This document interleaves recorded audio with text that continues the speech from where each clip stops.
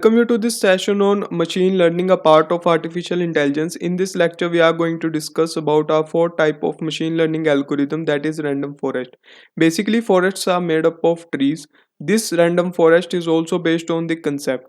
In our previous lecture, we discussed about decision tree. Here in this lecture, we are going to discuss about random forest. So very first question arises, why do we learn random forest when we already have decision tree? The reason behind this question is there are three main reasons. First reason is accuracy, second reason is avoid overfitting, and third and last reason is bagging.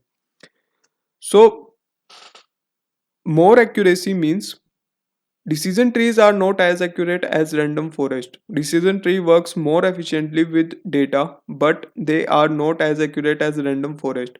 Avoid overfitting means overfitting is a problem generally seen in decision tree. It commonly occurs when we use decision tree. Overfitting occurs in decision tree when your model learns disturbance during training of data. Bagging. The basic idea behind the bagging is to reduce the prediction by combining the result of multiple decision tree. Our second question is, what is random forest?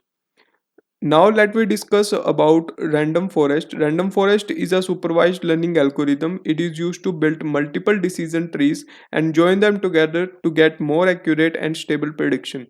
In order to understand random forest, we look at the small example. We have four predictor variables: blood flow, blocked arteries, chest pain, and weight. These variables are used to predict whether or not a person has a heart disease or not. So we are going to create data.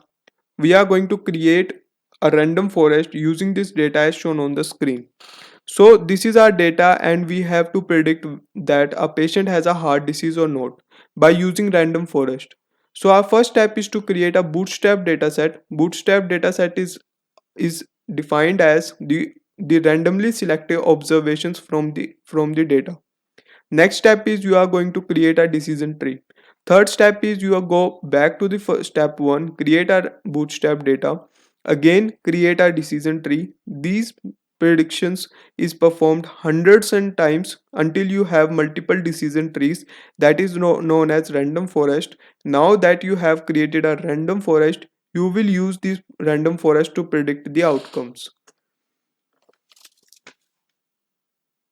Our fifth type of supervised learning algorithm is the Naive Bayes algorithm. Naive Bayes is a supervised classification algorithm. Naive Bayes algorithm used to find a probability. The main concept of the Naive Bayes is that the predictor variables are independent of each other, meaning that the output depends on the independent variable that have nothing to do with each other. Let me discuss the logical equation behind the Naive Bayes algorithm. So, like I mentioned, the principle behind the Naive Bayes is the Bayes theorems, which is also known as Bayes rules. The Bayes theorem is used to calculate the conditional probability, which is nothing but the probability of an event occurring based on the information about the events in the past. This is a mathematical equation for the Bayes theorem. As shown on the screen, in left hand side is the probability of event A occurring given then event B.